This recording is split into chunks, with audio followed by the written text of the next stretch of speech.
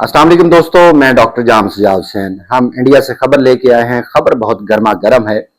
आज असम के अंदर इलेक्शन हो रहे हैं। स्टेट लेवल इलेक्शन के अंदर बीजेपी को अक्सरियत हासिल है या कांग्रेस को अक्सरियत हासिल है? कौन सा रहनुमा किस अंदाज से अपनी पार्टी को लेके जा रहा है, आज के नताइज क्या बताएंगे? आज इस असेंबली के इलेक्शन में कौन सी पार्टी हुकूमत बनाने की पोजीशन में आएगी? असम की रीजनल पॉलिटिक्स क्या है, ग्लोबल पॉलिटिक्स के अंदर जिस तरह इंडिया अपने आप को विश्व गुरु कहता है, असम के अंदर कौन सा बंदा है जो अपने आप को असम का गुरु कहता है? असम के अंदर पॉलिटिकल पोलराइजेशन कितनी है, किस पार्टी को कहां से वोट बैंक उसका है, कहां से उसे वोट मिल सकता है? स्विंग स्टेट असम के अंदर कौन सी है, कौन सी वैली है जो एक हरफ आखिर की तरह रोल प्ले करती है? बीजेपी सरकार को क्या टफ टाइम मिल रहा है, कांग्रेस क्या कर रही है? इस वीलॉग में हम डिटेल में यही डिस्कस करेंगे। साथ ये भी करेंगे कि जो आप पाकिस्तान के अंदर देखते हैं पॉलिटिकल विक्टिमाइजेशन, असम के अंदर किस लेवल की विक्टिमाइजेशन हो रही है। चैनल को सब्सक्राइब भी कर दें, लाइक भी करें, शेयर करें, कमेंट भी किया करें। दोस्तों, असम असेंबली की टोटल 126 सीटें हैं। 126 में से जो 64 सीट्स ले जाता है वो मेजोरिटी में आ जाता है और हुकूमत बनाता है। इस वक्त कांग्रेस अपोजिशन पार्टी है, साथ उसके अलाइड जमातें भी हैं और बीजेपी सरकार बनाए बैठी है। और बीजेपी का जो लीडर है, लीडर ऑफ द हाउस है, वो हिमंता बिस्वा शर्मा है। नाम तो शर्मा है लेकिन काम इसके शर्मनाक ही है। हिमंता बिस्वा शर्मा जो है ये टफ टाइम दे रहा है कांग्रेस को, और कांग्रेस इसके बारे में कहती है ये मोदी का खास चाटुकार है। इसने असम के अंदर जिस तरह पॉलिटिकल पोलराइजेशन की है और जिस तरह इसने करप्शन के अंदर अपने और अपने फैमिली के हाथ रंगे हैं, इसके ऊपर कांग्रेस ने चार्जशीट जारी की। कांग्रेस के पवन खेड़ा ने इवन इसकी फैमिली समेत, यानी इसकी बेटी, इसकी बेगम, इसका बेटा और खुद हिमंता बिस्वा शर्मा ने अमेरिका के अंदर एक कंपनी बनाई। उस कंपनी एलसी बनाई और उसके अंदर इनके अपने सारे शेयर्स हैं। और इनकी बेगम के ऊपर पवन खेड़ा ने, जो तर्जमान है इंडियन नेशनल कांग्रेस का, उसने आके बताया कि इसकी बेगम के 3 पासपोर्ट हैं। इजिप्ट का पासपोर्ट है और इंडिया का एक और मुल्क का पासपोर्ट है। भाई ये तो इलीगल है इंडिया के अंदर। तो जो ही उसने ये प्रेस कॉन्फ्रेंस की, ठीक अगले दिन यानी 8 तारीख को, 7 तारीख को बल्कि, इसके खिलाफ ना सिर्फ मुकदमा दर्ज हो गया बल्कि कहा, और इसने एक लफ्ज बोला, यानी मैं वो लफ्ज नहीं बोल सकता जिस अंदाज से इस मुख्यमंत्री ने, आसाम के मुख्यमंत्री ने जिस अंदाज से पवन खेड़ा के हवाले से वो लफ्ज बोला। ये वही इंसान है जो मियां मुस्लिम के हवाले से बदतमीजी करता रहता है और इंतहाई कर्बनाक अंदाज में मियां मुस्लिम को ये क्रश कर रहा है। और उनके हवाले से जो इसके कमेंट्स हैं वो कंट्रोवर्सी में तो रहता ही है, लेकिन ये वही बंदा है, जब बीजेपी में नहीं था तो बीजेपी कहती थी हम इसको इबरतनाक शिकस्त देंगे, इबरतनाक सजा देंगे इसकी फैमिली को। और जो ही ये बीजेपी में आया, इसने वो लाल झंडा वो पहना, ठीक अगले दिन जो है वो इनका ना सिर्फ उम्मीदवार बन गया और आज वो असम का सीएम है। और आज की असेंबली में जिस अंदाज से उसने वोट मनवरिंग की है, जिसके ऊपर बात हो रही है, मुख्तलिफ टीवी चैनल भी बात कर रहे हैं, कांग्रेस भी बात कर रही है। और इसने जब पवन खेड़ा के ऊपर मुकदमा दर्ज किया कि जनाब ये इंक्रीमेटिंग मटेरियल निकला है उसके घर से और ये आसाम है, और उसका एक लफ्ज बोला, बड़ा ही इंतहा दर्जे की गाली है और गलीज किस्म की, तो उसके ऊपर खरगे साहब ने, जो इंडियन नेशनल कांग्रेस का प्रेसिडेंट है, उसने कहा ठीक है, अगर ये इस लेवल पे उतरे हुए हैं, यानी रिवेंजफुल इतनी विक्टिमाइजेशन कर रहे हैं, तो हम इसको सफर करेंगे, देखेंगे, हम इसको बर्दाश्त करेंगे और सामना करेंगे। तो अब चूंकि 9 तारीख यानी आज को इलेक्शन हो रहे हैं और इलेक्शन बड़े कमाल के हो रहे हैं, क्योंकि बीजेपी की अगर सेंट्रल आसाम में देखें 35 से 40 सीटें हैं, तो सेंट्रल आसाम में जो अपर साइड है उसमें वहां इसकी है, यानी अपर साइड का अगर आप देखें, अपर आसाम में इसकी 30 जो 35 और 40 सीटें हैं, वहां बीजेपी को शहरी वोट हासिल वो कर सकती है, उसकी ग्रिप है। हिमंता ने वहां काम कराया है तो वहां पे ये है। लोअर असम में देखें तो वहां 30-35 सीटें हैं, वहां रूरल एरियाज में बीजेपी के अलावा कांग्रेस का ज्यादा होल्ड है।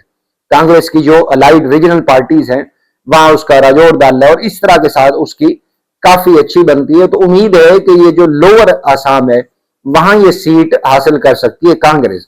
लेकिन अगर आप सेंट्रल असम को देखें, जिसको स्विंग कहा जा रहा है कि स्विंग रीजन है, तो ये अभी पोलराइज्ड है। इसके बारे में कंफर्म नहीं है कि ये वोट किसको डालेगा। ये 20-25 सीटें हैं। देखिए, ये अगर तो सारा वोट चला गया कांग्रेस की तरफ तो कांग्रेस टफ टाइम दे सकेगी, शायद जीतने की पोजीशन में ना आए लेकिन टफ टाइम देगी।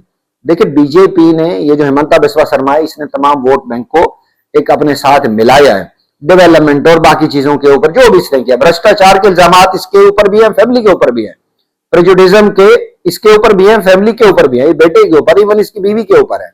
लेकिन वोट बैंक को देखे तो इसने मोदी को साथ मिला के, राजनाथ सिंह को मिला के काफी सारा वोट बैंक तोड़ा है, जो अपर असम का है। सेंट्रल असम अभी स्विंग स्टेट है, आप कह सकते हैं असम के अंदर, इसके बारे में कोई कंफर्मेशन नहीं है किस तरफ जा सकता है। इस तरह बारक वैली है, 10 से 15 सीटें हैं, 15 सीटें हैं, ये सीटें भी हैं, ये वो मियाँ मुस्लिम जहां पे रहते हैं, बंगाली स्पीकिंग जो मुस्लिम है वो यहां पे रहते हैं। इसके बारे में इसी हिमंता बसवा शर्मा ने कहा था कि मियाँ मुस्लिम को मैं इतना तंग करूंगा कि ये छोड़ के बंगाल चले जाएंगे और यहीं यानी बांग्लादेश चले जाएंगे, और यहीं इन्हीं के ऊपर बात की थी, ये पाकिस्तानी है। यानी असम के अंदर पाकिस्तानियों के नारे लगाए गए कि ये पाकिस्तानी घुस बैठी हैं। वो जो उसका जो गृह मंत्री है अमित शाह का, ये बड़ा फेवरेट उसका स्लोगन है, वो बात करते हैं जहां भी जाते हैं। हालांकि बिहार के अंदर कोई घुसपैठिया नहीं निकला, लेकिन उनका नारा चल रहा है। इस तरह अगर आप बाकी सीटें देखें तो 10-15 सीटें और भी हैं जिसके ऊपर बात चल रही है कि वो भी स्विंग स्टेट होगी, और यानी स्विंगिंग रीजन होगा। वो जिस तरफ चला गया तो हो सकता है वोट बैंक उधर चला जाए। ऑल्दो कि कांग्रेस बड़ा जोर लगा रही है इस असम के इलेक्शन में, बड़ा जोर लगा रही है, लेकिन कांग्रेस को भी पता है कि यहाँ पे 80 से 85 सीटें ये हिमंता बसवा शर्मा निकाल जाएगा। ऑल्दो कि उसने 100 सीटें कही है, लेकिन 100 सीटें उसको नहीं पड़ेंगी। जो मल्टीपल पोल है वो कहते हैं कि 75 से 85 के दरमियान पड़ेंगे, लेकिन अगर हिमंता बिस्वा शर्मा की जो एक ग्राउंड वर्किंग है उसको देखें तो लगता है ऐसे कि 82 से 90 सीटें जो है वो बीजेपी जो एनडीए अलायंस है ये ले जाएगा, और बाकी जो सीटें हैं 30, 35 या 40 सीटें वो ले जाएंगे कांग्रेस और उसका अलायंस ले जाएगा, क्योंकि टोटल 126 की असेंबली है, यहां पे होल्ड है। बीजेपी का कह सकते हैं कि ताहाल असम के इलेक्शन में बीजेपी होल्ड में जा रही है, वो होल्ड कर रही है। और उसमें जो कांग्रेस है, कांग्रेस बिहाइंड द सीन इसलिए भी है कि ये इलेक्शन के वक्त वहां उतरी है। गौरव गोगोई को जो लीडर ऑफ अपोजिशन के तौर पे अभी यानी इस इलेक्शन में दिखाया जा रहा है, ऑल्दो कि वो लोकसभा का मेंबर है, लेकिन गौरव गोगोई को क्योंकि उसके जो वालिद हैं 15 साल वो सीएम रहे हैं इस स्टेट के, उनको उतारा हुआ है। और ये उम्मीद कर रहे हैं कांग्रेस वाले कि गौरव गोगोई कोई डेंट मारने में कामयाब हो जाएंगे। यही वजह है कि जो कांग्रेस के तर्जमान हैं पवन खेड़ा, उसने जो प्रेस कॉन्फ्रेंस की एंड ही वाज एक्सपेक्टिंग कि जर्नलिस्ट समेत जो आसाम की अवाम है उसको रियलाइज हो जाएगा कि वो कांग्रेस की तरफ आ जाएगी और इसको छोड़ेगी और समझ जाएगी कि ये करप्ट इंसान है, इसकी जो फैमिली है वो करप्ट है और ये सारा भ्रष्टाचार का इसने बाजार गर्म करो, तो अवाम जो है ना समझ जाएगी। लेकिन आसाम की जो पॉलिटिक्स है वो डिफरेंट है। आसाम के अंदर जो खासतौर पर अपर आसाम के लोग हैं वो डेवलपमेंटल ओरिएंटेड है, और इसने हिमंता बिस्वा शर्मा ने डेवलपमेंटल के प्रोजेक्ट्स काफी वहां किए हैं अपर असम में। इवन स्विंग जो रीजन है वहां भी उसने किए हैं, सेंट्रल रीजन के अंदर भी किए हैं, लेकिन जो अपर असम है वहां काम किए, और अपर असम का जो शहरी वोट है इसने वो अपने साथ जोड़ा हुआ है। कांग्रेस से ये गलती हुई है। कांग्रेस अगर चाहती तो विद इन 4-5 ईयर ये कोशिश करती, ये दही वोट बैंक को भी साथ जोड़ती और बाकी वोट्स को भी साथ मिलाती। यकीन माने आज कांग्रेस अच्छी पोजीशन में होती। कांग्रेस यही गलती कर रही है कि जब इलेक्शन आता है तो वो उठ के खड़ी हो जाती है और उस स्टेट में घुस जाती है, और वो सारे जो भ्रष्टाचार और चीजें दिखाती है कि जनाब ये हो रहा है, ये हो रहा है। भाई 5 साल आपने डुगडुगी क्यों नहीं बजाई? अगर आपने 5 साल ये डुगडुगी बजाई होती, 5 साल आपने हिमंता बसवा शर्मा के हर एक्ट के ऊपर अगर आपने प्रोटेस्ट किया होता, दिखाया होता, तो शायद बात बन सकती थी। अब देखिए, अगर आप वेस्ट बंगाल में वहां पे जिस तरह ममता बनर्जी इलेक्शन कंटेस्ट कर रही हैं और चौथी बार वो मुख्यमंत्री बनने की पोजीशन में, उसकी वजह है वो चीफ मिनिस्टर होने के नाते उसने बीजेपी का जो है वो पल्लू नहीं छोड़ा, वो बीजेपी को क्रिटिसाइज करती रही है। आज जब ये वेस्ट बंगाल में गए तो वो कह रही है कि ये घुस बैठी हैं, यानी अमित शाह को, मोदी को कह रही है कि मैं तुम्हारा हिसाब करूंगी दिल्ली में आके कि मैं ये सीट ले लूं बंगाल की, फिर आपकी तरफ आऊंगी। तो ये जो एक प्रॉब्लम है ये कांग्रेस के अंदर है। कांग्रेस अगर 5 साल इसके पीछे लगी रहती, हिमंता बिस्वा शर्मा की तमाम चीजों को दिखाती, तो आज हिमंता की पोजीशन वीक होती। लेकिन आज कांग्रेस की पोजीशन वीक है। कांग्रेस ने जो राजौर दल है और बाकी AUID जो है, PPL, ये सारी छोटी छोटी जमातें हैं, ये कोशिश की है मिलाने की। कुछ इंडिपेंडेंट भी आए हैं इनकी तरफ, कुछ पार्टियां भी इनकी आई हैं, लेकिन वो रीजनल पार्टी हैं, उनकी इतनी ज्यादा पोजीशन नहीं है, इवन उनसे इंडिपेंडेंट ज्यादा तगड़े हैं। तो कांग्रेस से ये गलती हुई है। कांग्रेस अगर इनके साथ ड्यूरिंग 5 पास्ट ईयर वो जुड़ी रहती, इनको अपने साथ मिलाती, अपना लाइन ऑफ एक्शन दिखाती, अगर अपनी इनको मंशूर देती और ये उस मंशूर के ऊपर काम करते, ये वोट बैंक को तोड़ने की कोशिश करते, तो आज वो अच्छी पोजीशन में होते। लेकिन आज वो अच्छी पोजीशन में नहीं है।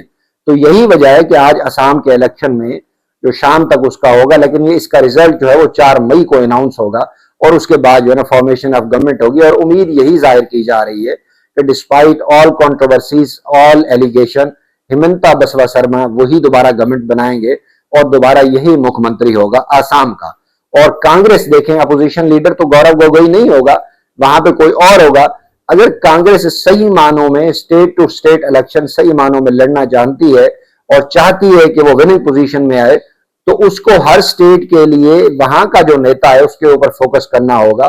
उसको नेशनल धारे में लाने की बजाय स्टेट के ऊपर काम करना होगा। अदरवाइज जिस अंदाज से मोदी अपनी वोटिंग स्ट्रेटेजी बना रहा है, इलेक्शन स्ट्रेटेजी बना रहा है, ईवीएम को साथ मिला हुआ है, इलेक्शन कमीशन को साथ मिलाया हुआ है, जिस अंदाज से इलेक्शन कमिश्नर के ऊपर इन्होंने को 194 उसके साथ जाके उसके खिलाफ नो कॉन्फिडेंस जो मूवमेंट है, मोशन है, वो फाइल के वो रिजेक्ट हो गई। वो इसलिए रिजेक्ट होगी, अब उसकी सिंपैथी भी बीजेपी की तरफ जाएगी। तो आप कहते हैं कि कांग्रेस जिस अंदाज से इनके ऊपर कहती है कि बीजेपी ने ईवीएम मशीनों को साथ मिलाओ, इलेक्शन कमीशन को मिला दो, इसी तरह मिलाया हुआ है। आप चूंकि 5 साल सोए रहते हैं और आखिरी 2-4 महीनों में जाग जाते हैं तो वोट आपसे छिन जाता है। देखिए कांग्रेस क्या स्ट्रेटेजी अपनाती है। बहरहाल आसाम का इलेक्शन बजाहिर तमाम धारों के मुताबिक, तमाम एनालिसिस के मुताबिक यही लग रहा है कि बीजेपी निकाल जाएगी।